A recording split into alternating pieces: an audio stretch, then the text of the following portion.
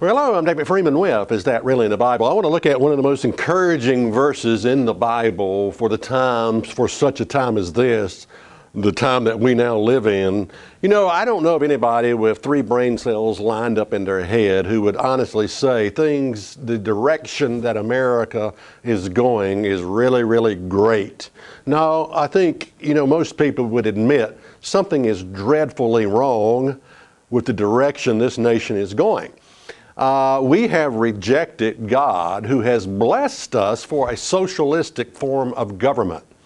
We really have, government has replaced God, is basically the issue here. And there's a verse in the Deuteronomy, I believe. It says, "Now, if you will hearken unto the voice of the Lord your God, and all these blessings shall come upon you." And they were national blessings, that if as a nation we would obey God, keep His commandments, keep the 10 commandments, then all these blessings would come upon us. Blessed shall you be in the city, blessed shall you be in the country, blessed shall your children be, blessed when you come in, blessed when you go out.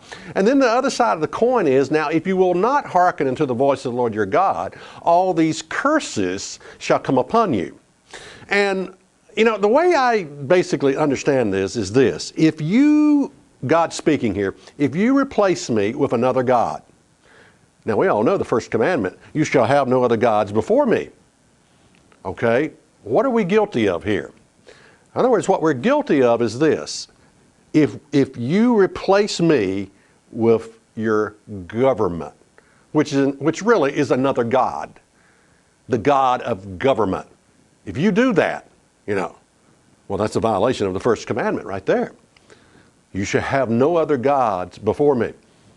Now, socialism, the definition here, socialism, it's a way of organizing your society in which the major industries are owned and controlled by the government. In fact, in a way, the people are owned and controlled by the government. In other words, the way I understand socialism is this: when you replace God with government. When you replace God with government. Did you know many, many years ago, thousands of years ago, the original intent that God had was for man to be self-governed, to have the law of God written upon his hearts and mind, and to allow that law to govern his life. It has always been God's intent for each individual to be self-governing, to govern himself.